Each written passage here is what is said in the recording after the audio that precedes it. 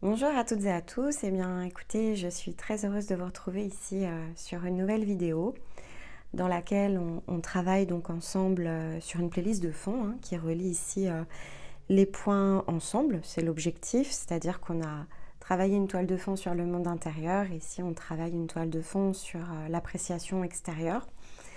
Comment ici faire justement bouger les lignes de notre expression, comment la manifester auprès des autres, bien sûr, en étant juste par rapport ici à notre monde intérieur.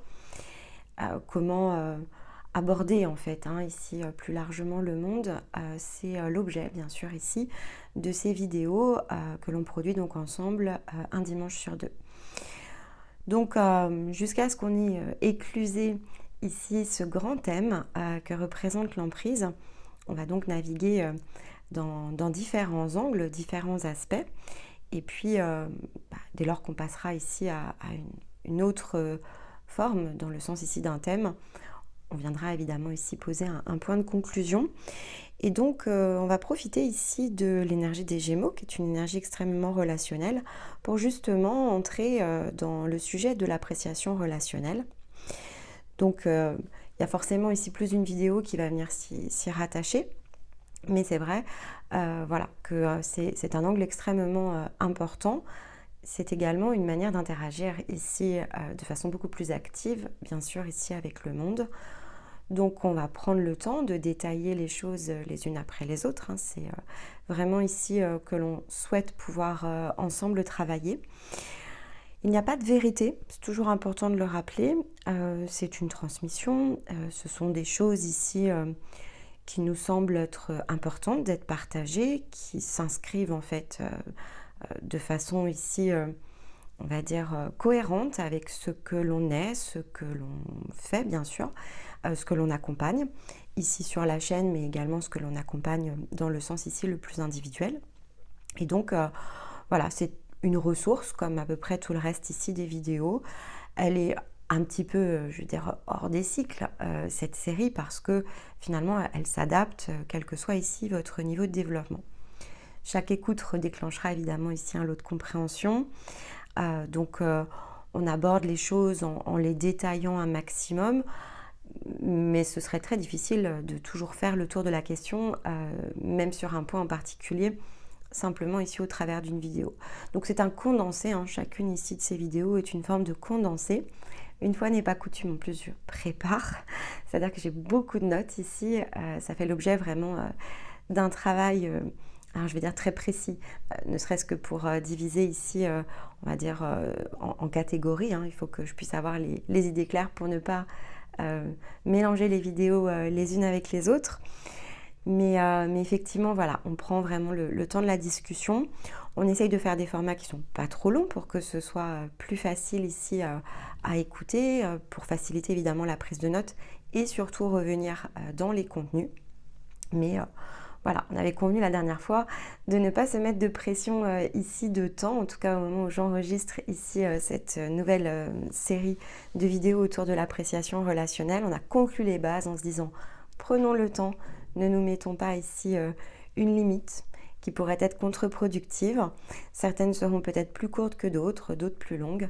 Ce qui est important, c'est que voilà, le thème que l'on cherche ici à approcher sur un dimanche soit complet à la sortie ici de la vidéo.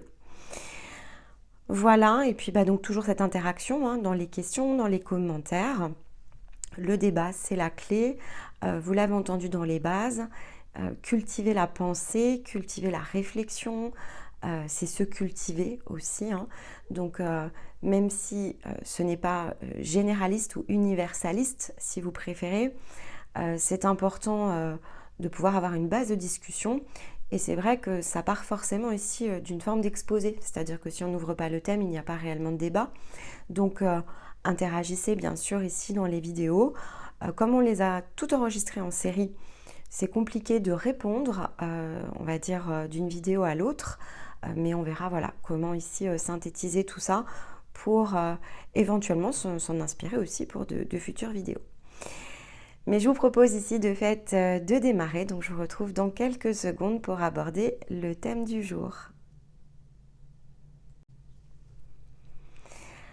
Alors, cette semaine, on commence donc cette visite ici de l'appréciation relationnelle, en ciblant évidemment ici un stade en particulier qui est celui de l'enfant. Donc, très important, hein, l'enfant ici correspond à un stade. On a tous été un enfant à un moment donné ici, puisque c'est de cette manière-là, bien sûr, que l'on s'incarne. On démarre notre vie physique dans la peau d'un enfant. On va donc travailler ensemble au cycle de développement. C'est important de comprendre en fait quels sont ces différents stades de développement chez l'enfant pour mieux comprendre l'enfant que nous sommes et ce par quoi évidemment ici on est passé. Donc c'est extrêmement individuel aussi hein, comme résonance. Et puis pour mieux comprendre aussi cette interaction que l'on peut avoir maintenant que nous sommes adultes avec les enfants, que ce soit les nôtres, de près ou de loin, parce qu'on a évidemment différents modèles dans les familles. Et puis que ce soit aussi voilà, dans l'appréciation plus générale du développement de l'enfant, à quel point c'est important parce que l'enfant en fait ici est quand même une base. C'est-à-dire que si on veut que le monde évolue, eh bien, ça passera nécessairement aussi par une forme de transmission que l'on a avec les enfants. Donc, la génération, finalement, ici, qui nous suit, c'est ce à quoi ça revient. C'est-à-dire que, bon, nous, on est déjà d'une autre génération. Et finalement, on a la main en tant qu'adulte pour faire des choses que l'enfant n'a pas encore ici pleinement dans ses mains. Ça fait vraiment ici partie de son cycle de développement. Mais lorsque l'on voit peut-être le temps qu'il nous a fallu ici en tant qu'adulte pour revenir à un point de départ, eh bien c'est vrai que selon comment on approche le développement de l'enfant, il y a une possibilité bien sûr de réduire le cycle de temps. En fait, c'est ça aussi qui est important. Donc, peu importe pourquoi ce thème nous intéresse de façon plus personnelle, ça après chacun saura en tirer ce dont il a besoin à un instant T. Vous aurez aussi voilà, la possibilité de revenir sur cette vidéo pour tirer ce dont vous avez besoin lorsque peut-être vous serez ici dans cette nouvelle configuration, si par exemple vous n'avez pas d'enfants ou si vous allez vous apprêter ou si vous avez des petits-enfants par exemple. Mais ce qui est important, c'est voilà, enfant correspond à un stade de développement. Et même si dans le fond, on aura toujours le statut d'enfant, ici pour quelqu'un nécessairement, c'est-à-dire qu'on sera toujours l'enfant de nos parents, mais c'est dans le sens d'un statut, d'un rôle, et pas dans le sens d'un état. Donc avant de démarrer la discussion, c'est important déjà de mettre ici une forme de différence. On ne peut plus, en tant qu'adulte, être dans l'état que l'on était lorsque nous étions enfants. Et on ne reviendra pas à cet état, à moins évidemment de reprendre ici la voie d'une nouvelle incarnation, mais on a donc oublié à ce moment-là que l'on a été un adulte. Donc c'est plutôt bien fait. Donc l'état d'enfant, on l'a quitté, et on l'a quitté il y a vraiment très longtemps. Mais cet enfant fait évidemment toujours partie de nous, mais c'est un état, et quand bien même ici, on a toujours un rôle, un statut d'enfant, si effectivement ici, on se considère comme tel par rapport à nos parents, il y a voilà, une différence ici à marquer. Et ça vaut aussi pour vos enfants. C'est-à-dire que si vous avez des grands-enfants, oui, bien sûr, de façon ici physique, ils resteront toujours vos enfants. Donc ils auront toujours ce rôle et ce statut. Mais ils ne sont plus dans cet état de l'enfant. Et donc il faut les considérer davantage comme des adultes que comme des enfants. Et c'est vrai que dans cette vidéo, voilà, on va s'attacher aussi à comprendre pourquoi c'est aussi important. La différence entre état et statut, parce qu'il y a vraiment ici quelque chose qui touche justement ce rapport à la parentalité, qui dépasse évidemment ici le cycle purement physique, c'est-à-dire que la croissance, ici le développement de l'enfant, a un début et donc nécessairement une fin. On n'approche pas le développement d'une même manière quand on est enfant, quand on est adolescent même si on reste ici évidemment en partie quand même dans l'énergie de l'enfance, c'est un état transitoire, on n'est pas encore un adulte et donc on est dans un entre-deux, et ça aussi c'est important de le considérer parce que c'est aussi une grande période ici de tiraillement, mais on va l'expliquer. Et ensuite après on est un adulte, donc certes on est toujours l'enfant de notre parent ou de nos parents, oui, et en même temps c'est un statut qui peut évoluer, c'est-à-dire que le rapport à la parentalité c'est ça aussi. On va le décrypter parce que c'est aussi parfois ce qui nous empêche d'être dans le mouvement. En tant qu'adulte, on peut ne pas être dans le mouvement justement par rapport à ce rapport à la parentalité. Et par effet ricochet, on peut évidemment ici appliquer des choses sur nos grands-enfants, et donc qui sont des adultes désormais. Et c'est vrai que ça crée des décalages, en fait. Il y a vraiment cette notion de décalage. Mais donc, pour comprendre aussi ces décalages, il faut revenir un petit peu à la base, qui est la réalisation, ici, le déploiement, si vous préférez, de l'énergie, dans le sens, évidemment, de l'enfant. Donc, on va commencer par ce cadre général, qui est la réalisation, évidemment, ici, par phase. Et donc, tout va se dérouler au cours d'un cycle, qui est celui de l'enfant, un cycle de vie, avec un début, une fin. Jour 1, ici évidemment de ma vie terrestre, je suis un enfant, je suis même un nouveau-né pour être plus exact. Donc je ne suis pas encore d'ailleurs dans l'énergie de l'enfant, mais on va dire que cette période de temps que va représenter notamment le stade nourrisson est suffisamment court. Et donc assez rapidement, la plus grande phase de vie en fait ici que l'on va avoir, c'est quand même celle de l'enfant. Mais donc elle aura une fin, et cette fin en fait, cette transition de l'enfant ici à l'adulte, elle se passe évidemment ici dans le stade de puberté. Et donc, voilà, après, on est autre chose. On n'est plus un enfant. Quand la puberté ici s'est réalisée et que la fin de développement ici de cette puberté, parce qu'il y a quand même ici quelque chose à considérer, et c'est ce fameux entre-deux qui est souvent très difficile, c'est effectivement ce corps qui change et cet état intérieur qui ne change pas de façon synchronisée en fait. Il y a quelque chose qui se désynchronise ici à ce moment-là. Et donc, c'est un passage qui est très délicat. Et une fois que c'est complété, c'est-à-dire que le côté physiologique a rejoint ici le côté plus psychologique, par exemple, si on voulait donner un seul mot, alors c'est un petit peu plus subtil, mais on va dire qu'il y a un côté psychique et il y a un côté physiologique. Eh bien, effectivement, quand les deux se sont rejoints, en fait, on devient un adulte. Et donc après, les choses, évidemment, changent complètement de sens. On revient dans un nouveau cycle de vie dans lequel ce jeune adulte va devenir un adulte de plus en plus mature. Il deviendra probablement ici un parent à son tour, et c'est à ce moment-là, en fait, que quelque chose va changer ici de nouveau. Dès lors qu'il y a une nouvelle génération, donc que l'on a un point qui nous fait passer ici un cap générationnel, eh bien, on a toujours ce même état ici psychique qu'il faut impérativement réadapter. Les choses se bouleversent en fait, c'est une forme de mini-chaos. Donc, je connais un premier mini-chaos en tant qu'enfant qui est l'arrivée ici dans ce monde physique. C'est une mini-révolution.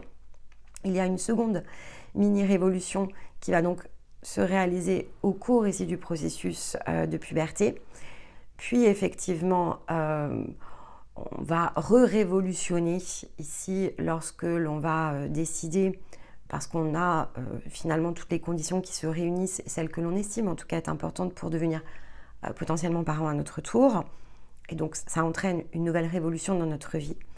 Puis effectivement, eh bien après il y a le stade le plus mature, on peut entrer dans ce qu'on appelle aussi la séniorité, c'est-à-dire quand nos enfants deviennent parents ici à leur tour, il y a à nouveau ici une nouvelle révolution.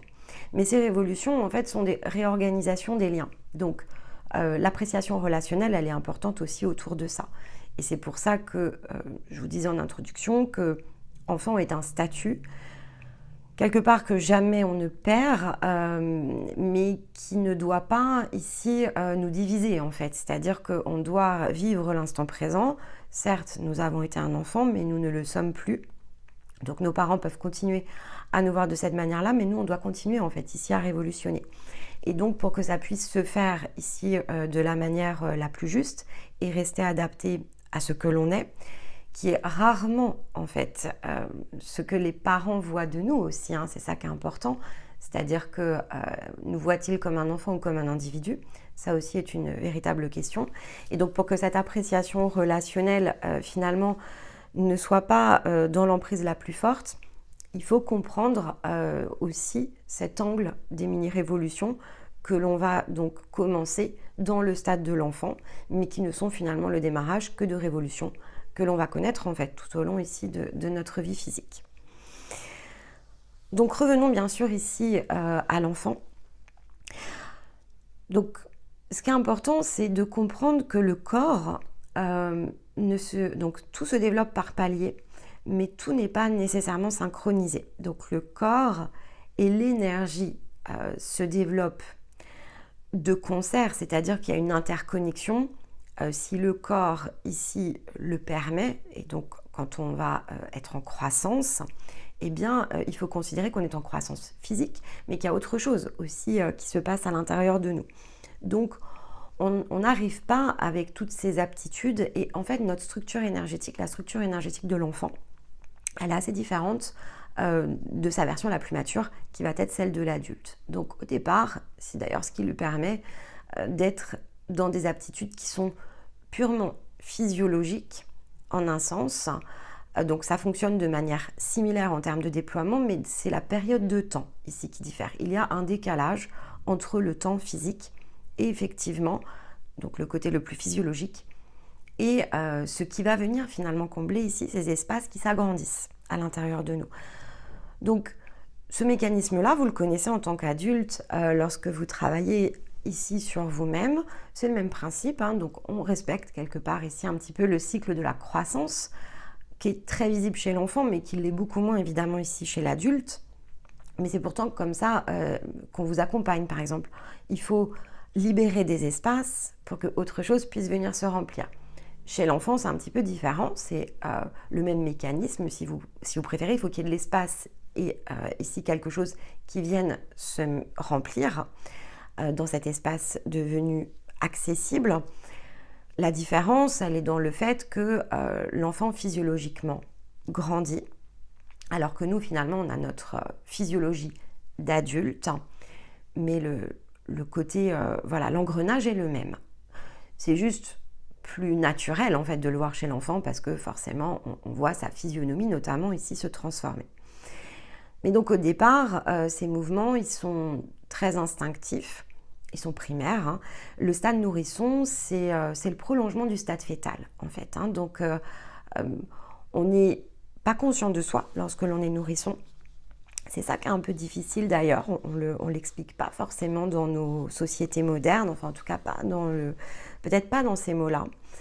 Et donc on va avoir tendance, lorsque l'on accueille ici un nourrisson, on va avoir tendance à essayer, en tout cas, et c'est même parfois ce que l'on prône, hein, le fait de ne rien changer finalement ici à nos habitudes et d'attendre que le nourrisson ici vienne s'adapter en fait à l'environnement. Sauf que c'est physiologiquement impossible parce que l'enfant n'a pas conscience de l'extérieur. En fait, rares sont les enfants, je dirais presque que c'est très improbable, je ne dis pas que c'est impossible, mais enfin c'est globalement très improbable que dans les premières semaines de vie, l'enfant fasse la différence entre le fait d'être à l'intérieur et à l'extérieur. Donc du ventre, si vous préférez. C'est pour ça que je dis c'est le stade fœtal. Et donc, le pourquoi ici, c'est vrai qu'en tant que parent, bon, il y a des techniques qui permettent de garder ici son enfant à proximité, mais c'est vrai que c'est un moment qui est délicat, l'arrivée d'un nourrisson. Et on voit que d'ailleurs, c'est très compliqué ici dans le sens du couple, parce qu'il y a un véritable don de soi. Là, pour le coup, voilà, c'est assez difficilement évitable. Et on n'est pas très préparé ici sur l'angle psychologique. En fait, oui, en théorie, avoir un enfant, c'est tout beau, tout rose. Mais cette idée de don de soi, notamment dans les premières étapes de vie, il est très important parce que il est vraiment régi ici par le côté le plus primaire de son corps. Il a besoin d'être nourri, d'être sous protection, en fait protégé. C'est pas du tout ici, il n'aurait pas la capacité de se protéger lui-même. Il a un système, par exemple, ici corporel qui est très immature. Donc, il faut réguler sa température, etc. Donc, il y a une très grande vulnérabilité ici dans le stade nourrisson. Et c'est vrai que tout ça, on le voit pas. Alors, est-ce qu'on ne le voit pas ou est-ce qu'on ne l'entend pas? Ça, après, je pense que c'est assez différent. Mais dans un monde qui est aussi rapide et puis quand même très individualisé, finalement, on a un enfant parce qu'on a envie d'avoir un enfant, mais on ne prend pas toujours la mesure en fait de ce que cela va sous-entendre. Alors on le prend évidemment ici le jour J, et c'est pas toujours facile parce que il peut y avoir effectivement ici un impact qui est psychique sur les parents, qui peut être un petit peu difficile ici à maîtriser. Mais ce rapport à la mère, notamment parce que comme je viens de vous l'expliquer, en fait, comme il n'a pas conscience réellement d'être sorti du corps, cet enfant, eh bien, il a besoin effectivement de rester au contact, notamment du ventre de la mère. Et donc ça, c'est extrêmement instinctif. Là où on nous apprend tout de suite à couper le cordon, en fait, quelque part, et donc à nous séparer ici de notre enfant, alors que, et lui, et je pense que inconsciemment, et nous, en tant que mère, on a besoin de ces 3 mois supplémentaires pleins, d'ailleurs, je le précise. Donc il y a aussi un non-sens ici avec certaines règles autour de ça qui finalement contraignent de nombreuses mères à retourner par exemple ici travailler, alors qu'en fait c'est absolument non naturel, pour ne pas dire ici physiologiquement compliqué, et pour la mère et pour le nourrisson de fait. Donc ce stade, c'est une extension vraiment ici du processus de gestation. Et on l'observe dans la nature, ce processus post-gestation, il est beaucoup plus court sur les espèces animales, par exemple. Mais au-delà du fait qu'il est beaucoup plus court, vous verrez par exemple ici dans les mammifères, si vous vous intéressez un peu au sujet, il y a des reportages qui sont très bien faits dessus. Et en fait, on voit vraiment ce côté collé. Par exemple, si vous voyez, je ne sais pas... même une vache, par exemple, qui est peut-être plus facile ici à observer qu'un animal un peu plus sauvage, eh bien, il reste dans les jambes de la mère, en fait, jusqu'à ce qu'il sache marcher. Bon, si vous faites le parallèle ici avec un enfant, jusqu'à ce qu'il puisse se tenir debout. Donc, le fait de se tenir debout, ça garantit ici une forme de sécurité.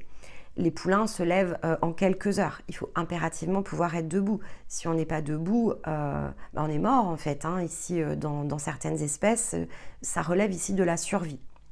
Eh bien, c'est un petit peu le même principe ici on va dire, chez le nourrisson dans l'espèce humaine, sauf que c'est plus long en fait. En même temps, on a aussi une gestation qui est plus longue que certaines espèces, etc. Donc, il y a plein de choses ici qui s'expliquent.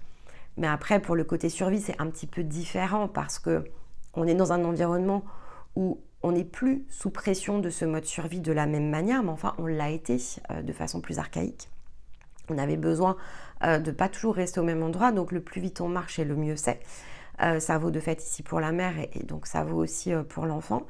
Mais c'est vrai que, voilà, il faut toujours revenir à une forme d'observation qui est, on va dire... c'est pas neutre, mais c'est se replacer quand même à sa bonne position. L'humain reste ici un hominidé, donc il y a un côté ici instinctif, naturel, qui doit être compris, qui doit être préservé. On peut s'imaginer être des tas de choses, mais il y a quand même une base ici physiologique qui est importante de respecter.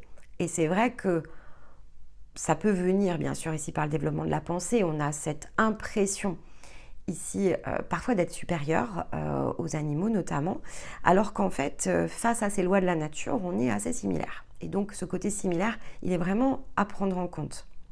Donc la stimulation ici que va avoir besoin le nourrisson, elle est primordiale au contact de la mère. Ça n'exclut pas évidemment ici le père, c'est pas le but, mais là aussi il y a une compréhension à avoir, c'est-à-dire qu'on a porté cet enfant 9 mois, alors dans le meilleur des cas d'ailleurs, donc il a un corps qui est suffisamment mature mais qui n'est pas encore complet. Et donc, eh bien, ce rapport ici gestationnel, il doit pouvoir perdurer pour que tout retrouve ensuite son équilibre. Et c'est vrai que voilà, encore une fois, c'est pas facile et ça peut dérégler les choses, mais aussi parce que on ne les anticipe pas, on ne les explique peut-être pas toujours de la sorte, et donc c'est quelque chose qui va devenir compliqué parce que on veut continuer à coller ici à un autre modèle, à un autre standard, alors que il y a une forme de responsabilité, il y a une forme de prise en charge ici des virages en fait quelque part dans chaque stade de développement.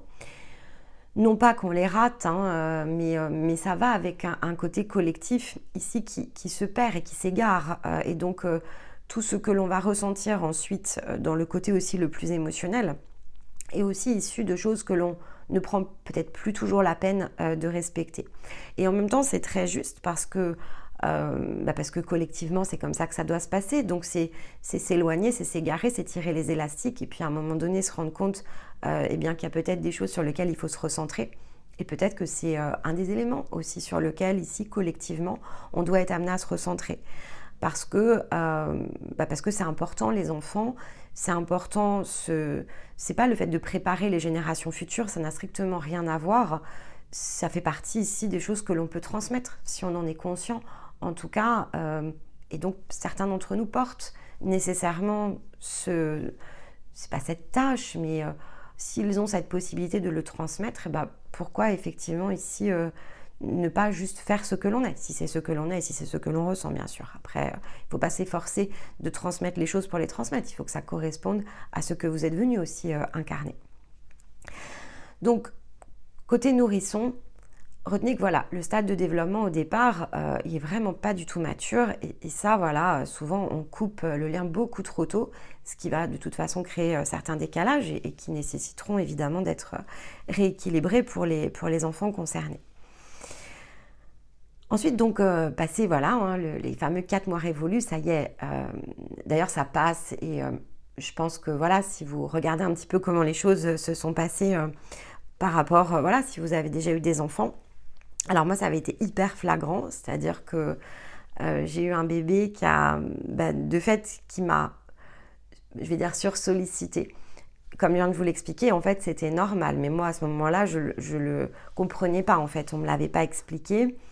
Alors si, le pédiatre, en fait, pour le coup, j'ai eu la chance d'avoir un pédiatre qui m'avait vraiment expliqué ça, alors avec d'autres mots, mais il m'avait expliqué que c'était très culturel, en fait, le fait de me séparer de mon enfant ou de me sentir obligée de le faire, et que si je ressentais quelque chose de différent, j'avais le droit de m'écouter. Et ça m'avait énormément éclairée, ce qui fait que plutôt que de rester dans une situation qui avait été délicate à l'arrivée de ma fille, eh bien ça m'a fait prendre d'autres décisions. Et donc, je suis allée me faire aider ici de ma famille pour pouvoir rester dans cet état de fusion gestationnelle, si vous préférez, sans que ce soit difficile pour moi sur le plan physiologique. Parce que c'est vrai que ça, c'est un petit peu délicat. Si on a tout le reste des obligations, on a besoin d'aide, en fait. On a besoin qu'on nous fasse à manger, etc. Et donc, c'était pas possible dans mon cadre de vie. J'étais vraiment beaucoup trop loin de tout le monde. Et la simple présence du papa n'est pas toujours suffisante, notamment parce que le papa il travaille la journée, donc c'est pas toujours facile.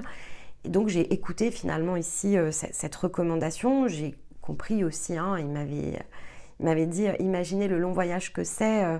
Cet enfant ne connaît que vous à ce moment-là, donc respectez vraiment ses besoins, soyez très attentive. C'est pas facile de devenir maman. Mais il faut prendre conscience aussi de la responsabilité que c'est. Et donc, il m'avait expliqué tout un tas de choses durant ce premier rendez-vous. Elle avait une dizaine de jours. Et ça a complètement changé ici mon approche de la maternité. Ça a été un électrochoc, clairement. Donc voilà. Donc ça, je l'ai vécu et donc je l'ai respecté. C'est pour ça aussi que je vous le dis, parce que ça va vraiment avec mon expérience de vie.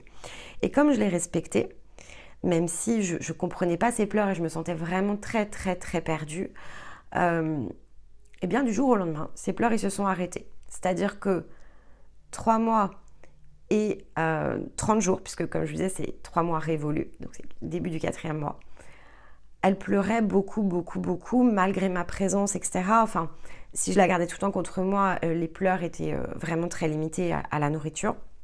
Donc je les gardais en écharpe pendant quasiment 3 mois. Mais donc le 4e mois, jour 1, c'est-à-dire voilà, le fameux mois anniversaire, je pense qu'on est beaucoup à avoir fait ça, je lui fête son mois anniversaire et là, elle s'ouvre sur le monde. Et ça a été le démarrage d'une toute nouvelle vie toutes les deux dans notre relation. C'est-à-dire que, alors évidemment, il y avait un lien qui était très fort, etc. Mais elle a quelque part, elle a découvert qu'il y avait un environnement ici autour d'elle. Et donc c'est ce qui se passe en fait. Quand on passe ce fameux cap, alors est-ce que tout le monde le vivra au jour près? Bon, ça c'est mon expérience, peut-être pas. Mais c'est possible en fait, c'est peut-être parce qu'on ne fait pas attention à ce moment-là. Et donc là, on entre dans le stade vraiment de l'enfant à proprement parler. Donc nourrisson est en rapport avec la nutrition, c'est celui que l'on nourrit. On peut continuer à nourrir évidemment ici son enfant parce que ça donne ici la symbolique autour de l'allaitement bien sûr, avec cette racine. Mais on va dire que voilà, on peut avoir aussi, et c'est à ce moment-là que la nourriture va commencer à se diversifier.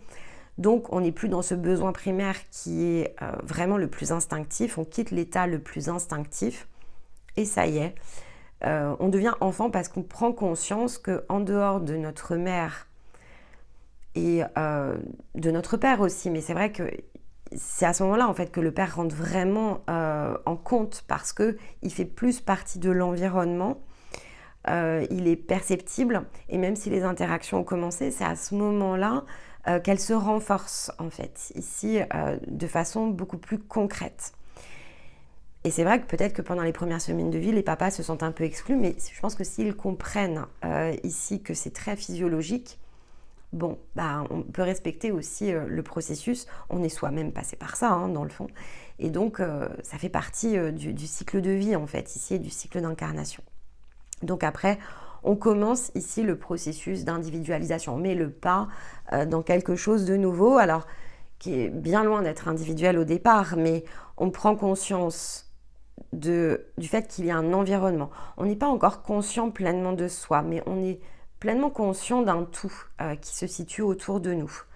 Par contre, le soi n'est pas déterminé encore. Et ça, c'est quelque chose qui est aussi très important. On n'a pas encore émergé ici en tant qu'individu. On se reflète par contre, en fait. C'est ça qui commence à se produire à ce moment-là. On se reflète dans le regard de celles et ceux qui nous entourent. Donc quand vous interagissez évidemment avec votre enfant, à partir de ce stade-là, c'est là où il commence vraiment à y avoir des interactions visuelles, notamment. On va commencer à pouvoir éveiller l'enfant, faire jouer, etc. Il va commencer à toucher des textures, il va commencer ici à faire l'apprentissage par le toucher beaucoup et par le regard. Notamment le contact visuel ici qu'il va entretenir avec ses parents. Et d'ailleurs, il fonctionne beaucoup en mimétisme. Donc évidemment, si vous souriez beaucoup, eh bien votre enfant va vous sourire. Par contre, ben oui, si vous pleurez, si vous vous sentez mal, par exemple dans votre peau, eh bien, on peut avoir des enfants dont les pleurs continuent à perdurer. Il est en plus vraiment dans ce stade qui est extrêmement émotionnel, donc de toute façon, il s'imprègne de ce qu'il ressent. Donc s'il ressent ici de l'attention, s'il ressent de l'affection, eh bien, il va chercher aussi à le manifester en retour avec ce principe de mimétisme. Si le fait de vous voir sourire, il sourit et vous souriez de nouveau, vous voyez ces échanges de sourires, ces échanges de regards, ces caresses, ces baisers, etc. C'est très important pour un enfant parce que c'est ce qui va lui permettre ici, donc beaucoup, encore une fois, au travers du toucher, il va développer voilà, de la sensation. Et donc, l'interaction avec le monde passe aussi par le toucher et cette sensation. Donc, la mère qui enfante, hein, souvenez-vous ici que la mère enfante et le père engendre, elle est celle qui, évidemment, a une place très importante dans l'accompagnement de l'émergence parce que enfant, dans son étymologie, c'est celui qui ne parle pas, c'est-à-dire qui ne s'exprime pas par la parole, pas encore. Il ne parle pas pour lui-même non plus, c'est-à-dire que même lorsqu'il va commencer à prendre la parole, il n'est pas individualisé, donc il ne va pas parler pour lui-même, il va communiquer et il va apprendre évidemment ici le langage, mais il y a d'autres formes qu'il faut accompagner au préalable ici de ce langage. Donc le rôle de la mère, au-delà du fait d'enfanter, va beaucoup porter dessus puisque quelque part, elle est celle qui donne naissance et donc l'étymologie de naître, c'est prendre son origine en fait. Donc celle qui fait naître transmet cette origine ici au travers de son corps à un enfant. Et le père, évidemment, est celui qui engendre, donc il est celui qui fait naître. Donc il est plutôt ici dans le fait de pouvoir conduire la naissance. S'il n'y a pas le père, évidemment, biologiquement, il va donc nous manquer du matériel qui permet de procréer. Donc il donne ici cette possibilité de procréation. Mais la personne qui donne naissance, donc qui est celle qui fait émerger ici cette nouvelle forme de vie, va être évidemment ici la mère. Donc un enfant va tirer origine ici de la mère, même s'il porte évidemment ici le patrimoine génétique du père, hein, ça ne change rien. Mais cette idée de procréation, c'est bien quelque chose où chacun, évidemment ici, a une place. Et c'est important parce que le père fait naître cette possibilité que la mère va mener à son terme. Et donc, y compris dans le stade de l'enfant, celui qui fait naître et celle qui mène à son terme reste quelque chose d'important. Et la confusion parfois ici dans les rôles, notamment dans les stades où l'enfant n'est pas encore pleinement conscient de lui-même, peut conduire en fait ici des déséquilibres dans le schéma relationnel entre l'enfant et les parents, mais aussi entre les parents eux-mêmes, parce que il faut trouver ces marques ici autour de ça, et donc il faut que l'apport de ces deux parties soit bien compris entre père et mère, soit bien intégré aussi pour que l'harmonie règne. Autrement, effectivement, l'harmonie, c'est pas un acquis. Si chacun n'est pas conscient de lui-même, si chacun n'est pas conscient quelque part de ce qu'il a la possibilité d'apporter, on n'est pas dans une co-création. On peut être dans une coparentalité, ce qui est un peu différent que de co-créer un foyer. Et donc, évidemment, ça peut être quelque chose qui est extrêmement harmonieux si les deux personnes sont conscientes d'elles-mêmes et conscientes de ce qu'elles sont, de la place de chacun, et puis de la place ici de ce qu'elles font émerger. Donc ça peut être fait évidemment en pleine conscience, mais lorsque ce n'est pas le cas, eh bien il va falloir travailler sur l'équilibre, parce que en fait, c'est pas forcément la discorde, mais c'est pas l'équilibre dans le sens ici de quelque chose qui est harmonieux. C'est l'équilibre avec de fait ici son principe opposé qui est le déséquilibre. On n'est pas en harmonie, ce n'est pas quelque chose d'unifié, parce que les deux personnes ne le sont déjà probablement pas avant l'arrivée ici d'un enfant, et donc derrière, eh bien cette unification, elle ne va pas être automatique ici avec l'enfant. Alors elle peut l'être entre un parent et un enfant, donc entre le père et l'enfant, entre la mère et l'enfant, mais là je parle d'une cellule, d'un noyau qui a la possibilité ici de se créer immédiatement effectivement en harmonie, ou qu'il va falloir travailler. Et c'est évidemment pas du tout la même manière ensuite de se positionner par rapport au développement de l'enfant. Donc, il va y avoir des systèmes de compensation, il va y avoir évidemment ici des choses qui sont beaucoup moins naturelles, ça respecte beaucoup moins le côté biologique ou physiologique. Et encore une fois, pour ça, il faut regarder un petit peu comment fonctionne la nature. Eh bien, toutes les espèces ne fonctionnent pas évidemment de la même manière, mais pour beaucoup d'espèces, dans le fond, ici, il y a tout un stade de développement qui est exclusivement géré par les femelles, en fait. Là où les mâles assurent un autre rôle, une forme de protection, bien sûr, ramener effectivement ici, par exemple, la nourriture pour les femelles ici qui viennent de mettre bas. Enfin, il y a vraiment différents modèles. Je vous donne quelque chose qui est très généraliste, mais dans la nature, chacun a instinctivement sa place parce que évidemment, il n'y a pas la tête ici. Donc, chacun répond aux besoins par rapport à la survie. Donc, ça donne des bonnes indications parce que nous, en fait, le côté survie, on a tellement réussi à l'éliminer qu'on en a certainement perdu l'essence. Et certains de nos dérèglements viennent de là, c'est-à-dire qu'on ne se considère plus totalement comme une espèce et donc on en a oublié les fondements, les fondations, au profit de tout ce que l'on a intégré en plus dans ces paramètres, mais qui petit à petit nous dérègle et nous déconnecte quand même ici de notre espèce, en fait, tout simplement. Et donc, il y a d'autres choses qu'on remplacé. Et si on veut concilier un tout, on ne peut pas ignorer ici cette partie-là.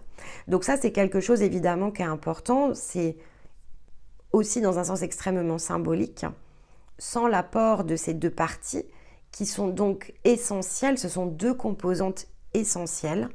Le père, la mère, mâle, femelle, sont deux composantes essentielles ici pour pouvoir faire émerger la vie dans sa forme au travers ici d'un enfant. Ils sont le reflet aussi de la création. Lorsqu'ils le font, on devient créateur lorsque l'on fait émerger ici une forme. Lorsque l'on engendre et enfante ici un être, on est créateur de la vie. Donc symboliquement, ça renvoie aussi quand même au fait que la création ne peut se produire dans le sens ici physique et biologique que dès lors que l'on a cet apport de co-création, mâle-femelle. Donc on ne peut pas se passer évidemment ici les uns des autres. Ça c'est aussi quelque chose qui est important. Si demain par exemple on n'avait plus de mâles, je ne veux pas parler ici d'hommes et de femmes, je veux vraiment parler dans le sens biologique. Si on n'a plus de mâles, eh bien il n'y aura plus ici d'espèces humaines. S'il n'y a plus de femelles, il n'y aura plus d'espèces humaines. Et ça, c'est quelque chose qui est vraiment très important. On ne peut pas substituer ici les lois de la nature. Elles répondent à un principe biologique, mâle-femelle. Nous sommes une espèce humaine, issue effectivement de la grande famille que sont les mammifères, avec... nous sommes des hominidés, ok. Et donc, eh bien, ça fait partie de la base. Et donc, c'est mâle-femelle qui fusionne ici dans un point et qui permet de faire émerger une nouvelle forme ici de vie qui va donc combiner deux patrimoines génétiques. Et donc, voilà, et c'est de cette manière-là qu'on perpétue évidemment ici l'espèce, quelle qu'elle soit. Et c'est de cette manière-là aussi qu'une espèce s'éteint, lorsqu'effectivement, eh bien, le système de reproduction est décadent et ça a été observé de nombreuses fois, des extinctions ici sur cette planète, on en a connu. Elles ont parfois été massives, elles sont parfois évidemment l'objet d'autres interventions, on est d'accord. Donc il y a quand même aussi toute cette symbiose qui est quand même importante. La nature reprend toujours ses droits, ça aussi c'est quelque chose qui est important. Mais au passage, oui, il y a des espèces ici qui disparaissent. Et donc pour la préservation évidemment ici des espèces, le système de reproduction est assez essentiel. Et pour ça on a besoin d'un angle biologique qui est majeur et qui respecte ici le mode de fonctionnement de chacune des espèces. Donc le créateur n'est ni mâle ni femelle. Ça aussi, c'est très important. Il n'est ni mâle ni femelle. Il est le point de fusion entre les deux. Donc, on a besoin d'un mâle et d'une femelle. On a besoin de féminin et de masculin. On a besoin toujours de ces deux polarités qui, en un sens, pourraient être vues comme contradictoires ou contraires, si vous préférez, et qui pourtant ne peuvent que fusionner ensemble pour faire émerger quelque chose. Donc, on revient aussi dans cette symbolique ni clair ni obscur, finalement, il faut un point de fusion ici entre les deux. Les deux sont essentielles, elles ne peuvent pas vivre l'une sans l'autre et le rayonnement ne peut pas se produire sans clair et obscur. Donc voilà, on est aussi, si on élargit un petit peu, dans cette symbolique-là qu'il est important de bien avoir en tête. Alors, après ce cadre qui est général et qui était quand même assez long, mais qui doit vraiment repositionner certains aspects pour pouvoir aller plus loin. On peut donc ici entrer vraiment de façon plus détaillée dans le cycle de développement de l'enfant. Donc avant 7 ans, il a conscience évidemment ici de l'extérieur. L'enfant, il voit un monde autour de lui, il l'apprivoise à sa manière. Et donc, au départ, on peut voir aussi sa mobilité qui évolue avec. Mais ce qui est important aussi de comprendre, c'est qu'il n'est pas encore individualisé. Donc en fait, il ne fait pas une grande distinction ici entre lui et les autres. Et donc cette réaction de mimétisme, elle va durer jusqu'à 7 ans environ. Et donc durant les 7 premières années, eh bien, il y a de l'emprise ici qui a de l'espace pour pouvoir se mettre en place. Elle est principalement comportementale et réactionnelle. Mais quand je parle de comportemental et réactionnel, c'est quelque chose qui n'appartient pas de fait ici à l'énergie de l'enfant, au sens strict du terme. Il ne lui appartient pas en tant qu'individu. Il se reflète et il se construit au travers de ce qu'il observe, de ce qu'il touche et donc de ce qu'il vit. Et lorsque je parle de ce qu'il qui touche, c'est aussi bien ce qui va toucher ici avec ses mains que ce qui va le toucher ici dans sa zone émotionnelle. Donc il y a un impact aussi émotionnel qui peut être très important et qui va lui, en revanche, et c'est là où se situe l'emprise, c'est que quand bien même ça ne le concerne pas de façon directe, à partir du moment où c'est présent dans son environnement, comme il n'a pas conscience de lui-même, il appartient au tout. Et donc il va s'imprimer de toutes ces choses-là. Il va en tracer aussi des mécanismes de pensée, donc sa pensée n'est pas mature, mais elle existe quand même. Il exprime assez peu ses propres besoins. Et là aussi, il y a pas mal d'idées préconçues parce que souvent, voilà, on se dit oui, je veux frustrer par exemple ici mon enfant. Bon, j'ai souvent entendu ça. Sauf que là, en fait, on est dans l'emprise émotionnelle parce que l'enfant, il ne réagit pas à ces mécanismes pour nous embêter, par exemple. Il teste des mécanismes et donc de frustrer un enfant, finalement, n'est que l'imprimer ici de l'énergie de la colère. Alors que pour lui, en fait, il a un besoin. Et donc, quand il a un besoin, et même si ce besoin est farfelu, il faut répondre ici à ce besoin. Pas en lui donnant les choses, mais répondre, donner, adresser une réponse à un besoin chez un enfant n'est pas de tout lui offrir, ou n'est pas de tout lui passer, ou n'est pas de ne rien mettre en place comme cadre. Non, en fait, un enfant, justement, comme il n'a pas de filtre entre lui et les autres, il a besoin qu'on construise avec lui ce cercle de sécurité. Parce que c'est ce qu'il recherche, en fait. Quand il nous teste dans les limites, c'est pour savoir s'il peut franchir au-delà ou si ici se trouve une barrière. Et donc, bon, encore une fois, on est dans un monde moderne où finalement, on est fort préoccupé. Donc, on ne prend pas toujours le temps de se placer par rapport à ça. Et en fait, lorsque l'on ne comprend pas ce que cherche l'enfant ou qu'on l'interprète avec notre prisme d'adulte, eh bien, on oublie ici vraiment son cycle de développement. Donc en fait, on ne respecte pas quelque part le cycle de développement, donc on va amplifier plutôt les déséquilibres au lieu de l'aider ici à trouver ses points d'équilibre. Et bon, on a parlé évidemment sur la précédente vidéo de la différence entre l'aide et cette autre notion qu'est le soutien, entre le conseil et l'orientation. Et comme collectivement, on est plutôt dans une société qui est portée par l'aide et par le conseil, eh bien, on a énormément de personnes ici qui agissent et réagissent aux mécanismes sauveurs et agissent et réagissent aux mécanismes de jugement. Donc c'est assez formidable quand on a un enfant, le nombre de personnes qui viennent nous conseiller et nous donner énormément d'informations, voire, puisque souvenez-vous que le conseil, c'est quelque chose qui nous met sous emprise, tout comme l'aide d'ailleurs, et donc on devient hermétique aussi nous-mêmes en tant que jeunes parents, parce que en plus il y a cette partie très émotionnelle qui souvent, surtout les premiers mois, mais même les premières années, est un mécanisme très difficile émotionnellement aussi chez les parents, parce que évidemment si tout le monde vient avec cette proposition d'aide ou avec ces gentils conseils, eh bien on se sent jugé ici et on se sent de fait dans un besoin d'assistance, donc on se sent vite impuissant et incapable. C'est ce que ça crée, hein.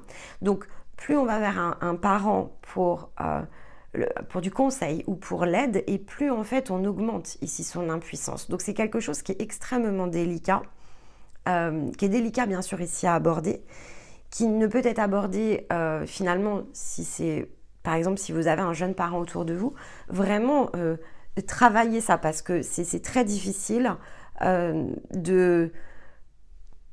cette projection, elle est très facile à mettre en place et ça sera très difficile pour lui ensuite de s'en sortir, parce qu'il va toujours beaucoup se sentir jugé et en fait il est complètement en déséquilibre ici dans son propre rôle. C'est émotionnellement compliqué, donc en réaction en chaîne, ça va l'être aussi davantage pour l'enfant, et donc tous ces phénomènes-là sont amplificateurs d'un mal-être et pour les uns et pour les autres.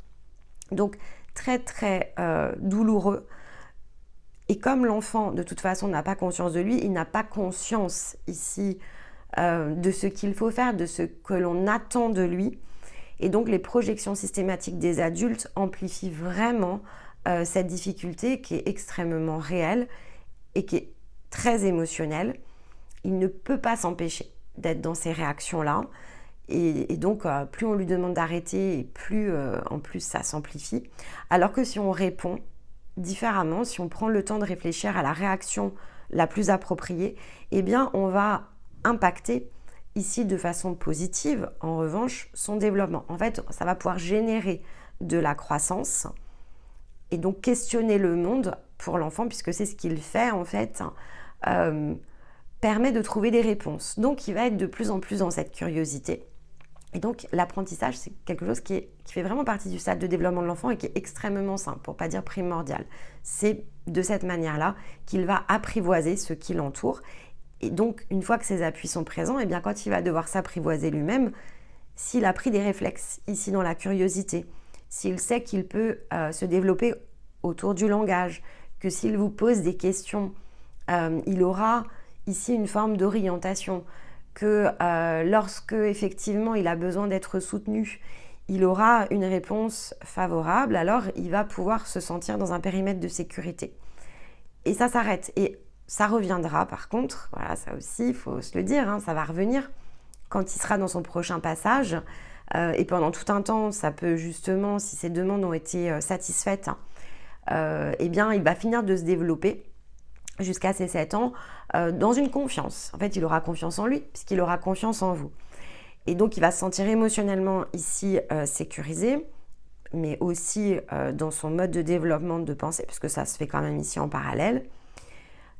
Il aura toujours une écoute attentive, et donc ça favorise bien sûr ici son expression qui n'est pas encore individuelle, mais il a un moyen de communication, et un moyen de communication sûr. Donc, ça donne vraiment ici des jalons et ça donne confiance en soi en fait, même si à ce stade-là ce n'est pas vraiment en soi, il ressent la confiance est présente et le développement aussi de tout ce qui va toucher l'explication autour des émotions est très important parce que plus un enfant saura exprimer ses émotions, les nommer, les comprendre et plus il va pouvoir se les approprier, plus il va pouvoir les gérer. Parce qu'en général, il y a deux choses ici qui ne fonctionnent pas bien parce que son système émotionnel est très immature. C'est le fait de comprendre ses émotions, de comprendre comment elles se génèrent, pourquoi il ressent ça. Et le fait de travailler ses émotions lui donne déjà une première orientation sur le fait que ces émotions lui appartiennent. Elles ne sont pas les vôtres, elles sont les siennes. Elles ont forcément une source et là, vous pouvez aider évidemment ici l'enfant à les comprendre. Et vous pouvez de fait l'aider à les intégrer et donc à ne pas les exclure. On revient vraiment ici sur le pont avec la vidéo précédente. Apprendre, comprendre, utiliser sa curiosité pour aller plus loin, pour proposer différents supports à partir de ce qu'il apprécie le plus. Chaque enfant est différent, donc tout le monde n'appréciera pas les mêmes supports. Mais être très attentif au développement émotionnel pour qu'il puisse ensuite prendre en maturité, c'est quelque chose qui est essentiel parce qu'il doit pouvoir s'approprier et donc intégrer ses propres émotions.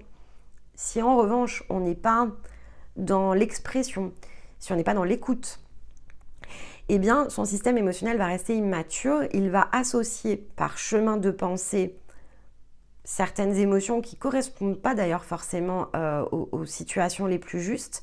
Donc, il va être amené à en exclure ici certaines, au lieu effectivement de les intégrer à lui-même. Et donc, il y a des choses qui vont rester comme ça sur le côté. Et il lui faudra de toute façon à un moment donné, comme tout à chacun, les réintégrer. Et pour nombre d'entre nous, c'est ce qui s'est passé. C'est-à-dire qu'il y a eu des formes d'exclusion ici autour de ça. On n'a pas toujours compris les choses, on n'a pas toujours pris le temps, évidemment ici, de nous les expliquer. On a eu des questions qui n'étaient pas répondues. À un moment donné, d'ailleurs, il n'était plus tellement tendance d'avoir des enfants curieux, ça n'a pas toujours été favorisé. Et donc voilà, donc ça explique en fait aussi que nous, en tant qu'adultes, on ait parfois eu ces grandes difficultés autour de la zone émotionnelle. Alors, autant que possible, c'est l'âge idéal, jusqu'à 7 ans, pour travailler ça et en faire une base une fondation sur laquelle l'enfant va pouvoir aller s'appuyer. C'est pas parce que c'est une fondation que ça va subsister dans le temps.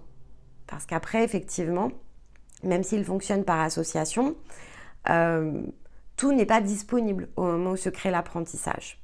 Et donc, il y a le fameux cap, évidemment, ici, dès 7 ans. On l'appelle symboliquement l'âge de raison, parce qu'effectivement, c'est à ce moment-là qu'il prend conscience de lui-même. Il commence à se ressentir comme un individu. Donc, ça ne se fait pas toujours du jour au lendemain, même principe.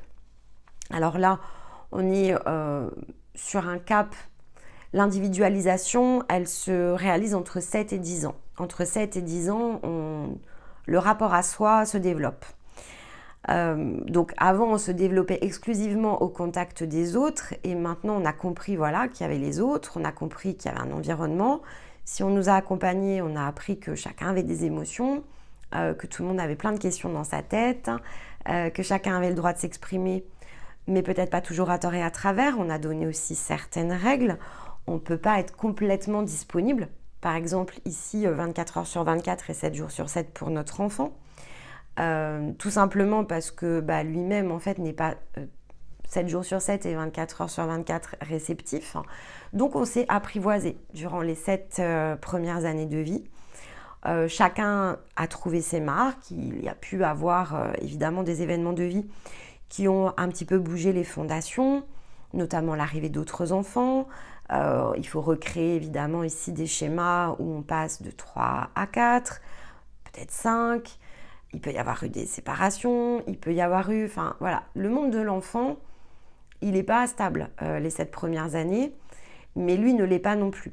Donc il y a plein de choses, bien sûr, ici, qui sont des paramètres, qui sont vraiment des paramètres de vie. Et donc ça, chacun devra bien sûr considérer ces paramètres-là si c'est un travail d'analyse que vous voulez mener. Mais en tout cas, ce qui est sûr, c'est qu'à partir de 7 ans, cette individualisation se crée et énergétiquement, les choses commencent à changer. Donc, on prend conscience que l'on a une réflexion propre, qu'elle peut nous appartenir, qu'on peut faire des choix, qu'on peut avoir des envies, que effectivement, ces envies, elles ne seront pas toujours satisfaites, mais voilà, que en tout cas, on peut les adresser, on peut les exprimer. Et ça, après, oui, bon, ça dépend quand même évidemment du cercle familial, mais en tout cas qu'il y a des possibilités. Donc, il prend conscience aussi, l'enfant, de ses possibilités. Symboliquement, et c'est ça aussi que veut dire l'âge de raison, il se met à raisonner par lui-même. Pas tant au sens cérébral, parce qu'il y a aussi, alors, cérébral oui, mais pas que. C'est-à-dire que énergétiquement, il se met aussi à raisonner parce que tout commence à se mettre en place. Il commence à accéder à ses chakras. À l'exception de quelques-uns, c'était pas complet jusqu'alors. Et là, ça y est, les petits moulins commencent à tourner. Il accède à des nouveaux centres énergétiques. Il accède aussi à l'énergie de son âme. Donc, c'est vrai que ce passage de 7-10 ans, c'est tout un tas d'activations. En fait, c'est l'activation la plus individuelle qui se met en place. Et les jeux de l'âme, commencent à résonner. Et alors, il y a des choses qui peuvent être déverrouillées. Si vous avez travaillé sur vous, il y a des choses que vous allez détecter. Donc, si les fondations de dialogue, de compréhension, de confiance ont été mises en place, bien sûr, vous pouvez accompagner, en fait, ici, ces jeux de l'âme. Vous pouvez les orienter. C'est-à-dire que là, on revient vraiment à leur soutenir quand ça s'affaisse, bien sûr. Et ensuite, on travaille les points cardinaux par le dialogue. Voilà, quelles sont tes possibilités? Qu'est-ce que ça t'évoque? Le questionnement avec un enfant, il est clé en fait, et avec les adultes aussi. Mais si l'enfant prend l'habitude de réagir et d'interagir avec vous par questionnement, encore une fois, ici vont être des bases dans son développement et dans son rapport à l'autre. On chasse l'emprise en fait, ici, quand on fait ça. Si on fonctionne en choix binaire, oui, non, avec un enfant, eh bien, le champ devient très restrictif et donc il va avoir une pensée qui va se développer de façon binaire.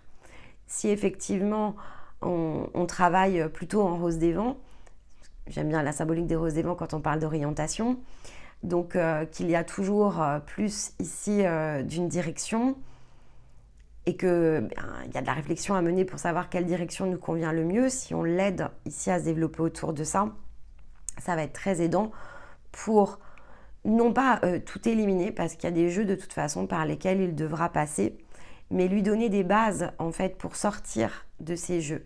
Et donc vraiment le soutenir, non pas par rapport à un affaissement, mais c'est vraiment le tenir par-dessous ici pour lui permettre de croître dans une direction qui n'est peut-être pas ici toute biscornue. Là où nous, finalement, bon gré mal gré, on a fait du mieux possible et il nous a fallu revenir sur des fondations qui ne faisaient pas partie de nous. Et lui, il peut les acquérir et surtout, lorsqu'il aura des doutes, il pourra venir vous interroger. Et donc, c'est vraiment une autre forme de lien ici que celui de la parentalité. On n'est pas réellement ici dans la parentalité, mais on va y revenir. Donc, après 10 ans, physiologiquement, on va dire 10 ans, mais physiologiquement, le cap qui suit ici ce passage entre je commence à raisonner avec le monde et j'opère ma révolution, c'est la puberté, en fait. Et donc, le corps va de nouveau changer physiologiquement et de emprunter ici quelque chose qui est de l'ordre ici du corps mature, d'adulte, qui évidemment se produit pas en une nuit. Donc il y a un développement ici du corps qui est progressif. Et lorsqu'effectivement ce développement du corps est progressif, faut comprendre que l'ajustement ici, l'interaction qui prend le relais va être tout aussi progressive. Et ça, c'est notamment lié au fait que la puberté, c'est l'activation du système hormonal. On est donc dans les fonctions dites endocriniennes du corps. Et donc, le corps devient un corps messager. Ce qui n'était pas forcément le cas, en fait, jusqu'à présent. Le corps était un messager par interaction choisie, c'est-à-dire le toucher, notamment, mais par le langage, par donc une transmission, mais quelque chose, encore une fois, qui venait de l'extérieur. Là, c'est le corps qui devient messager, il devient son propre messager. Et donc, ce circuit, évidemment, ici, qui va contrôler, coordonner l'activité de notre organisme, se développe. Donc, ça y est, c'est aussi pour ça que physiologiquement, on s'individualise. C'est que finalement, il y a une conscience du corps qui devient très réelle. Et notre système hormonal, évidemment, va faire circuler ici les choses dans un circuit mâle ou femelle. Donc, avec effectivement ici des différences, notamment hormonales. Et cette mise en place ici de la programmation au niveau du corps permet d'entrer dans cette notion de réceptacle qui, évidemment, se terminera dans sa version la plus mature une fois que la phase de puberté va s'achever. Et donc, qui va ensuite nécessiter, alors ça démarre en parallèle, mais ça ne s'arrête pas au moment où le corps devient mature. On va avoir un équilibre un nouvel équilibre émotionnel, un nouvel état ici émotionnel qui dans la période de puberté va devenir extrêmement vulnérable et qui va devoir se réorganiser, se restructurer, se réadapter avec ce corps qui se transforme. Donc une fois que ce corps a terminé de se transformer, il va falloir s'habituer ici à un nouveau corps et donc le temps ici va être relatif et va être évidemment très différent selon l'enfant, selon et ce nouveau jeune adulte qu'il est en train ici de devenir. Et donc, c'est comme tout, hein, on peut être physiquement peut-être plus grand, plus costaud que les autres. La puberté peut avoir commencé, mais on peut être dans un état émotionnel ici qui n'est peut-être pas mature, surtout si on n'a pas terminé ici de nommer l'ensemble, si on n'a pas été accompagné par exemple ici dans notre système émotionnel, eh bien ça peut être difficile. Donc, selon l'enfant, il va y avoir plus ou moins de réglages.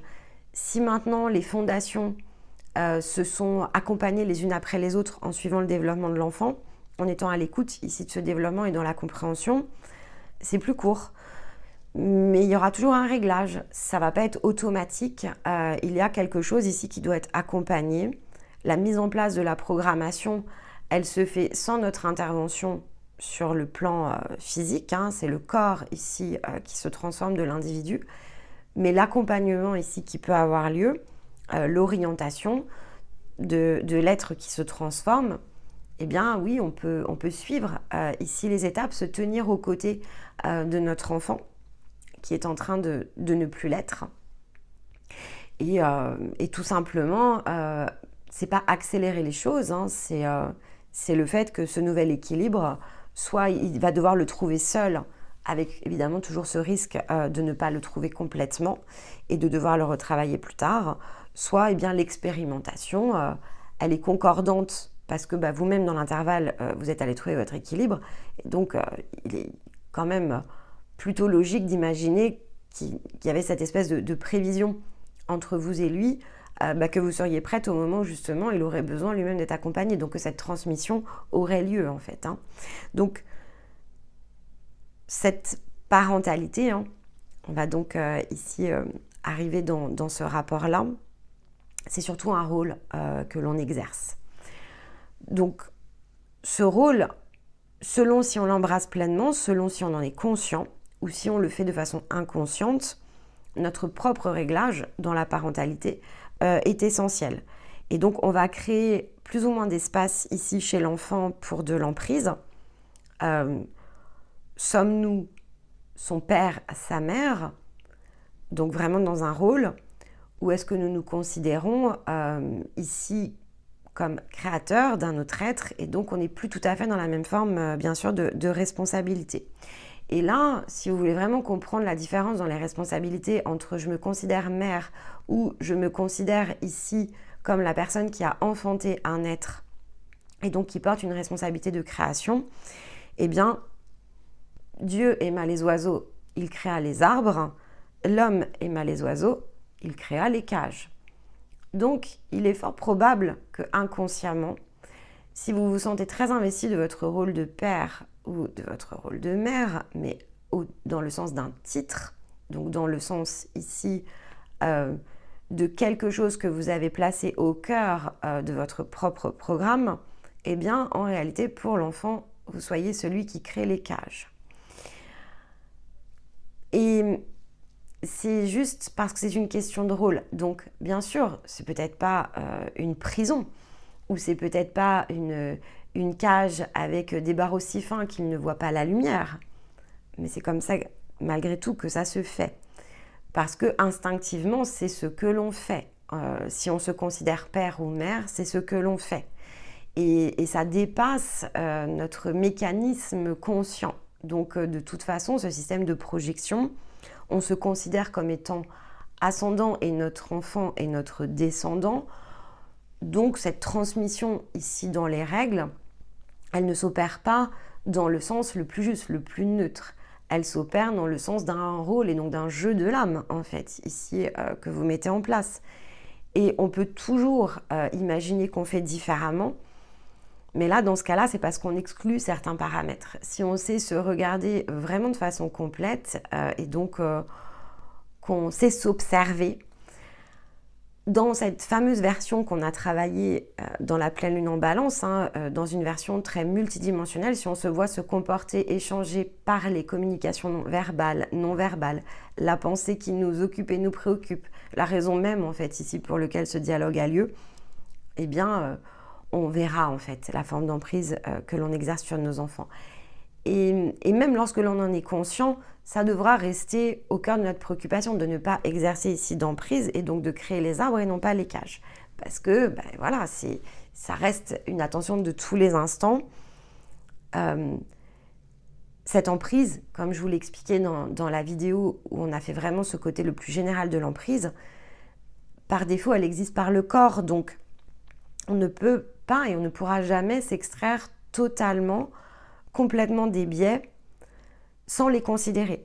À partir du moment où on considère les biais et où donc on prend toujours cet instant de recul et cet instant d'observation et que l'on n'est pas justement dans l'automatisme, là, il y a de grandes chances pour qu'effectivement on sache agir avec justesse, avec maturité et avec sagesse. Mais si par contre on ne le fait pas de cette manière-là, eh bien, il peut toujours y avoir un biais qui traîne. Et en fait, on peut en collecter au passage, notamment si on n'est plus dans cette pratique quotidienne vis-à-vis de nous-mêmes, de rester dans l'équilibre, de rester dans notre harmonie, de rester dans notre propre énergie. Donc les fondations de base, dès lors qu'on les laisse de côté, eh bien il y a des choses qui vont nous rattraper, qui reprendront le dessus. Parce que ces biais, ils sont vraiment liés ici à notre propre structure physique. Donc ils ne peuvent pas, en fait, ici être empêchés. Ce serait vraiment contre-productif de s'imaginer le contraire.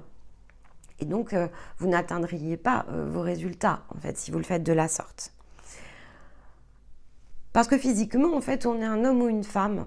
Et donc, on va avoir aussi cette difficulté à se voir comme une espèce. On va avoir une difficulté ici à rester dans cette idée de l'espèce.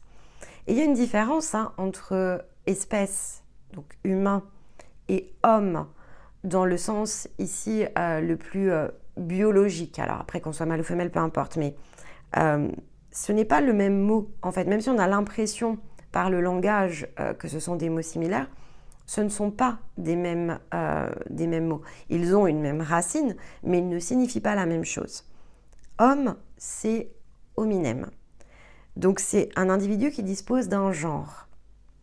Donc effectivement, on est bien dans une idée que l'homme est dans une forme ici prédéterminée, biologiquement parlant, alors que humain, qui est humanus, c'est la nature de l'homme.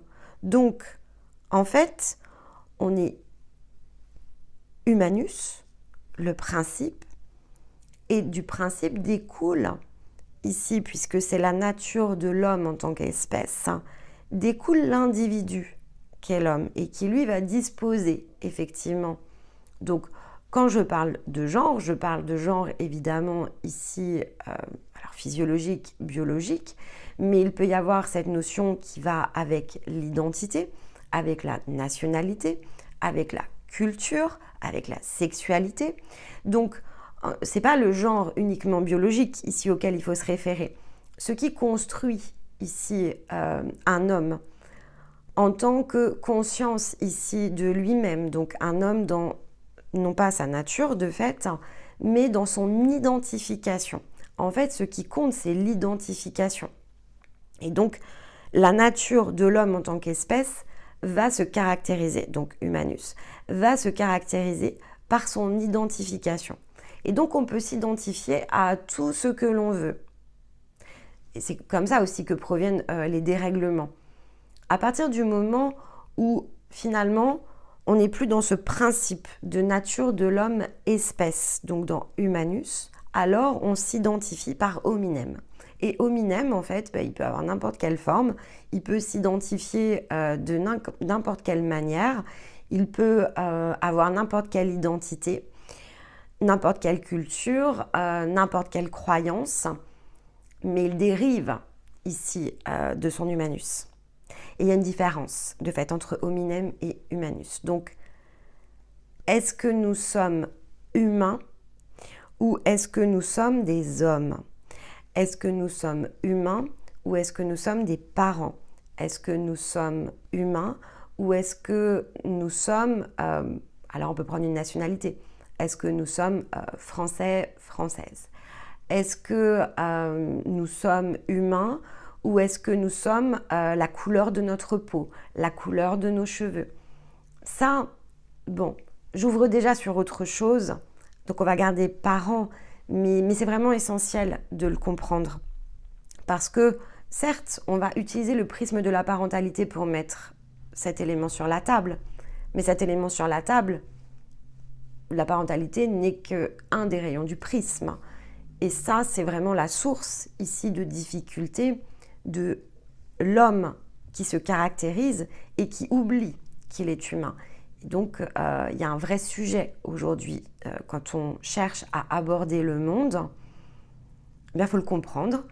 Et si vous le comprenez, alors c'est à ce moment-là, donc même si c'est sûr que dit de cette manière-là, c'est peut-être un petit peu dur dans les mots, mais lorsque vous le comprenez, c'est à ce moment-là que vous avez vraiment l'impression que tout autour de nous, il y a un vrai problème identitaire qui n'a rien à voir, bien sûr, ici, avec l'humain en tant qu'espèce, qui n'a même rien à voir avec l'énergie en tant que telle, avec l'ordre ou le désordre, ici, de ce monde, en fait, si vous préférez. Ça n'a strictement rien à voir, en fait, ici, avec ce monde. Et ça, c'est quand même très important.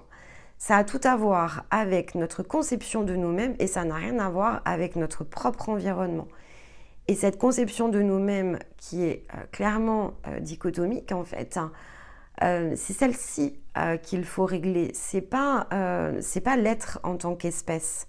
L'humain, il a complètement sa place, Mais par contre, tout ce qui va autour, c'est-à-dire toute cette identification au travers de l'hominem, eh ben, dans le monde aujourd'hui, il y a un vrai sujet.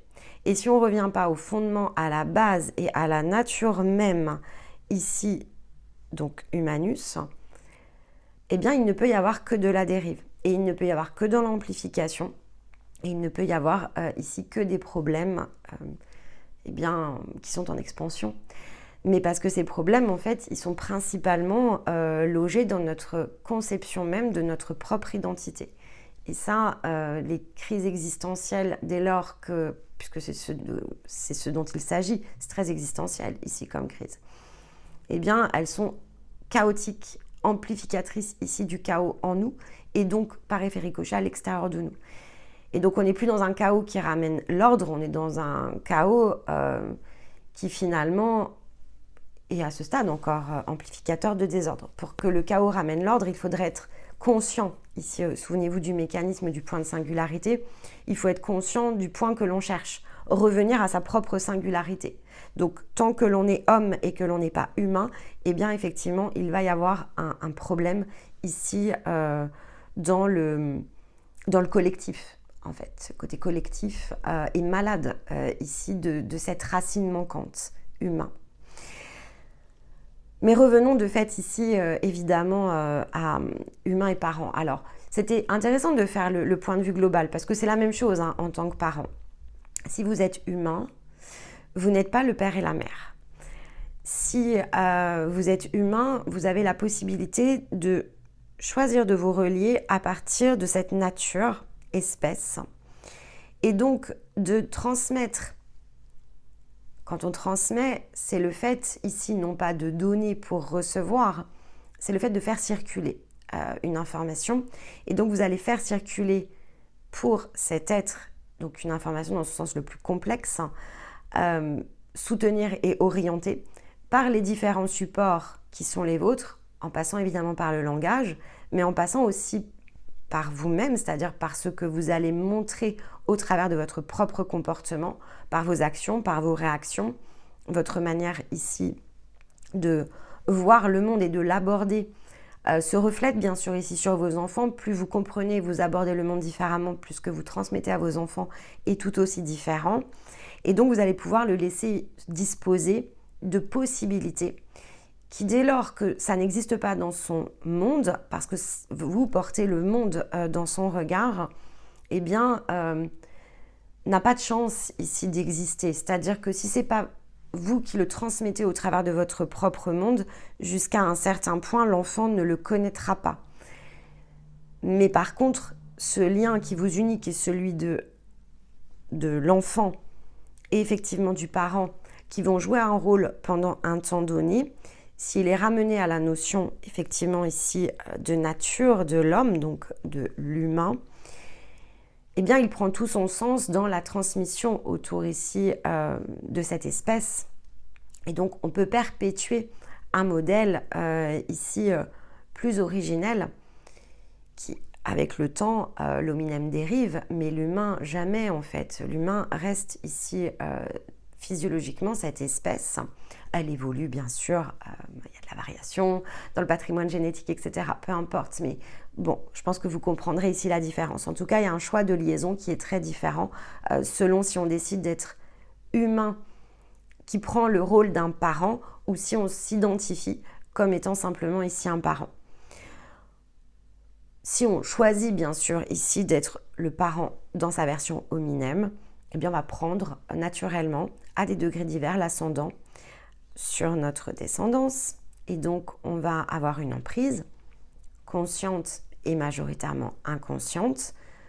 Ce rôle ne permettra donc pas ici à un enfant ici de s'affranchir, en tout cas pas dans son stade de développement.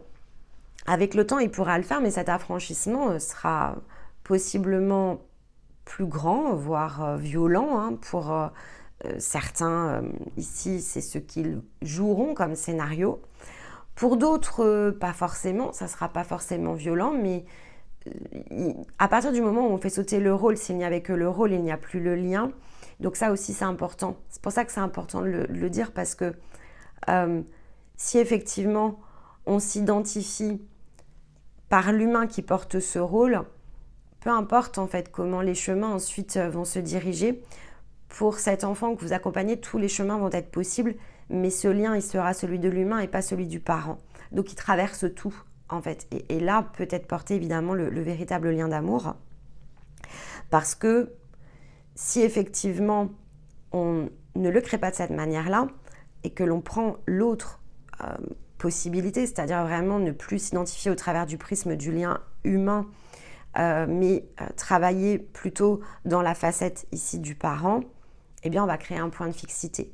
Sauf qu'à un moment donné, ce point de fixité, il peut se dissoudre et donc tout s'efface. Et peut-être que dans votre vécu, vous l'avez fait, c'est-à-dire que peut-être effectivement ici, vous avez eu ce lien vous-même en tant qu'enfant avec un parent qui est devenu toxique ici avec le temps. Pourquoi ? Parce que ce point de fixité, donc ça peut vous aider aussi à comprendre différemment ce relationnel. Vous ne pourrez pas reprendre la main parce que vous n'allez pas devenir le parent ici de votre parent. Vous n'allez pas pouvoir être dans une forme de transmission inversée, ça ne se produit pas comme ça. Mais par contre, le fait de se positionner vous-même dans votre propre humanité et de choisir d'être vous, aura un effet ascendant et descendant de façon ici automatique. Donc ça va pacifier et votre exemple peut inspirer par exemple ici votre parent à s'interroger et donc il peut y avoir quelque chose de très vertueux et de très harmonieux autour de ça. C'est pas une certitude mais c'est une possibilité. Donc après ça c'est lié vraiment au chemin individuel. Mais peu importe, ce qui est important c'est de comprendre que ce point fixe représente effectivement ici les cages. Donc si nous aimons les oiseaux et si nous aimons nos petits oiseaux, créons-leur des arbres et ne figeons pas ici ce rôle de parent. Jamais en fait, ils n'auront plus besoin de nous. Ça aussi c'est important. Parce que si vous faites de votre rôle de parent une priorité, par exemple, inconsciemment vous exercez une forme de pression évidemment ici sur votre enfant, il devient le centre de votre vie et donc, eh bien, lorsqu'il n'est plus enfant, s'il n'est plus cet enfant, il va se sentir retenu ici autour de ça et en même temps vous vous retenez aussi autour de ça et donc vous ne pouvez plus vous insérer dans votre propre vie. Et il y a de nombreux modèles autour de ça, notamment dans des générations précédentes, mais encore aujourd'hui, où finalement on a fait prévaloir les rôles de parents au-dessus de nos propres besoins, au-dessus du reste.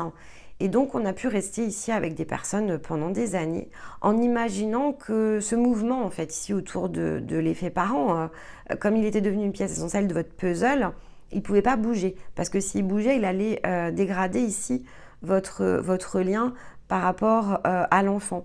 Et la réalité, en fait, c'est le point fixe qui dégrade le lien, c'est pas l'inverse. Donc, vous pouvez aussi vous poser ces questions-là, si effectivement c'est une inquiétude, si ça amène et conduit des doutes en vous, posez-vous cette question autour de ce point fixe.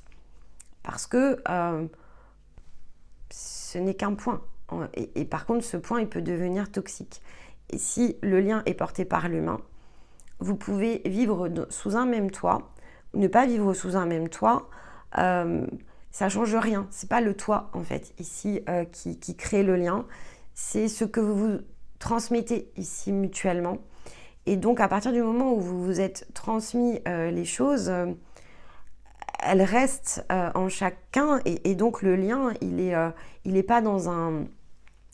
C'est vrai que parler de lien parfois ça peut faire peur parce que voilà, c'est un choix d'union en fait, c'est un choix d'union et de réunion. C'est pas justement quelque chose que l'on projette, ce fameux lien projeté qui relève plutôt de l'âme, où évidemment on peut faire une association karma-dharma. C'est un choix conscient de ce que l'on fait, notamment si c'est nous l'adulte. Et donc on conduit un point d'union et de réunion. Et donc un autre être ici a réellement son importance pour nous et on choisit la manière de s'unir, de créer ensemble.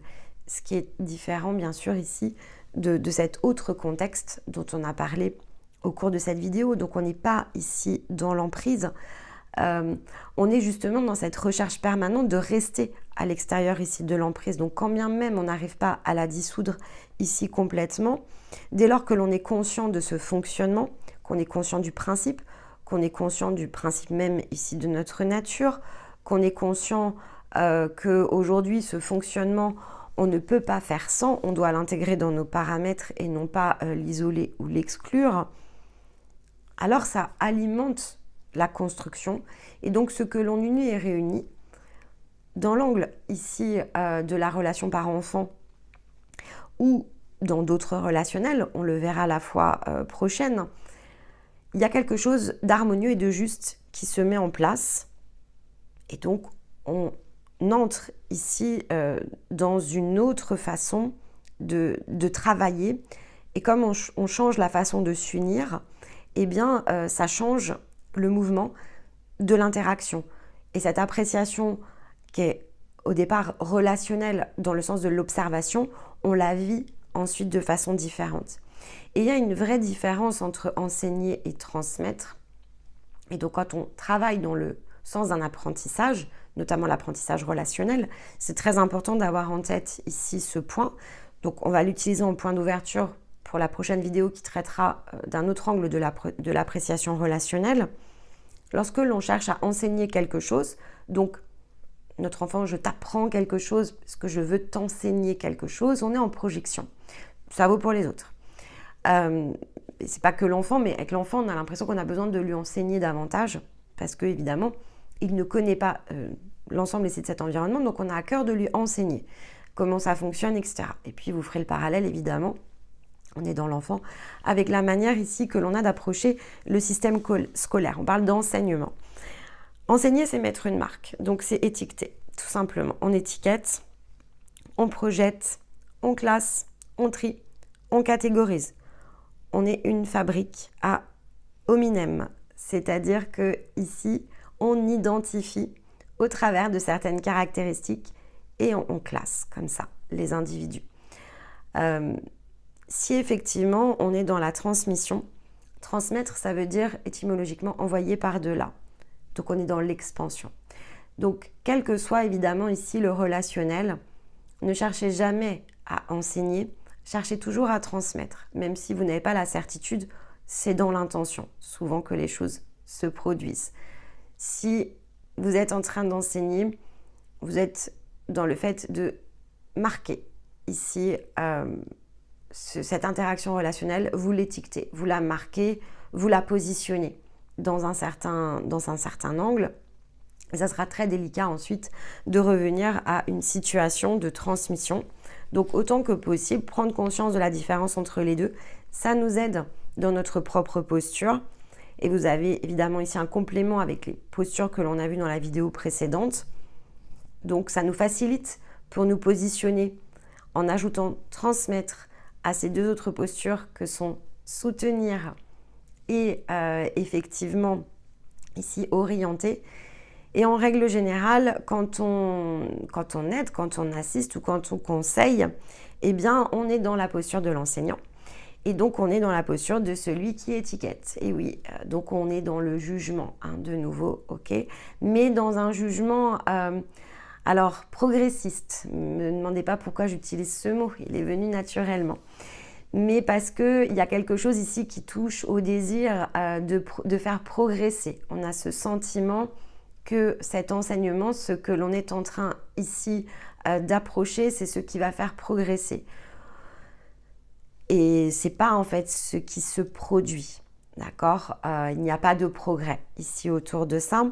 Ça peut donner le goût à certaines choses. Il ne faut pas retirer ici cette possibilité. Mais souvent, ce qui nous donne le goût aux choses, c'est ceux qui transmettent. Vous verrez la différence entre quelqu'un qui enseigne et quelqu'un qui transmet. C'est une personne qui a de la passion, qui fait ce qu'elle est en fait. Et donc, ça se sent, ça se ressent. C'est pas tant le fait qu'elle suive ici un programme qui fait la différence. Elle nous donne envie d'aller effectivement par-delà ce qu'elle explique et ce qui est le plus standard. Donc, il y a quelque chose ici, évidemment, qui n'est pas à classifier de façon stricte. On peut avoir une étiquette où on enseigne et être dans une posture de transmission. À l'inverse, on peut imaginer pousser les autres vers leur progrès et être en réalité celui qui est en train de créer les cages et étiqueter les autres sous couvert ici d'une norme, d'une règle et donc d'un enseignement préétabli auquel on s'accroche. Donc ça touche évidemment ici le sujet des enfants, mais c'est déjà un point d'ouverture pour ici la prochaine thématique. C'est très dense, mais parce que c'est très complexe le développement de l'enfant et que dans le fond, tout point de départ ici de l'appréciation relationnelle part quand même en grande partie de ce développement de départ, ce point de départ ici qui est le point de départ de notre vie terrestre. Donc à ne pas sous-estimer. Et encore une fois, il n'y a pas de hasard. Donc chacun ici, peu importe ce qu'il a joué avec ses parents, ce qu'il a joué lui-même en tant que parent, voire en tant que grand-parent, et sa position dans l'arbre généalogique, c'est pas ce qu'il y a de plus important. Si cette prise de conscience, elle a lieu aujourd'hui, c'est parce que finalement, vous étiez prêt, et donc que cette transmission, elle avait besoin de vous toucher à cet instant-là. Ce que vous ferez de cette transmission, ce sera exactement ce dont vous avez besoin. Il y a peut-être des tas de réglages que vous ferez ici dans la période qui va suivre, et c'est tant mieux. Et si ce n'est pas le cas, eh bien c'est que ce n'est pas le moment, mais ça sera disponible. Ça sera peut-être un autre moment. Peu importe, en fait, tout tombe toujours dans le timing qui est le plus juste. Donc s'inquiéter ici ne sert à rien parce qu'il n'y a pas de possibilité de résoudre le problème lorsque l'on en est inquiet. C'est lorsque, au contraire, on y est serein que l'on sait voir les choses et que l'on sait utiliser les ressources. Donc, n'utilisons pas cette vidéo comme quelque chose qui crée une forme d'angoisse ou qui amplifie justement ici ce principe d'identification. Allons chercher l'humain à l'intérieur de nous. Et la nature, elle est parfaite. Tout est en ordre dans la nature. C'est le fait d'imaginer notre propre forme, ou en tout cas de se projeter, et donc de s'identifier dans cette forme de regard qui est beaucoup plus restrictif, qui nous empêche ici de le voir, et donc qui nous place tout simplement sous emprise. Donc on ne pourra jamais totalement le dissoudre, mais par contre on peut vivre ici de façon différente, et peut-être que dans plusieurs décennies on l'aura totalement dissolu. C'est juste pas possible maintenant, mais ce qui n'est pas possible aujourd'hui sera vraiment très différent dans de nombreuses décennies. Donc c'est juste que maintenant on doit faire avec ce paramètre, et donc on ne doit pas être dans l'hypervigilance ou dans l'extra-vigilance, mais plutôt dans la conscience. Donc j'espère évidemment ici que cette vidéo saura mettre en place une nouvelle pièce ici de ce puzzle qui est le vôtre. N'hésitez pas bien sûr ici à réagir et à interagir. Ce n'est évidemment pas une vérité stricte au sens le plus propre du terme. C'est une grille de lecture. Donc moi de mon côté, j'espère qu'elle saura vous inspirer et voilà, qu'elle saura vous soutenir dans vos situations ici personnelles et à partir de vos schémas de vie au présent pour conduire ces nouvelles possibilités que cela évidemment saura créer pour vous. Mais dans l'intervalle, eh bien écoutez, je vous embrasse, je vous retrouve dans 15 jours pour continuer sur l'appréciation relationnelle. Allez, bye bye!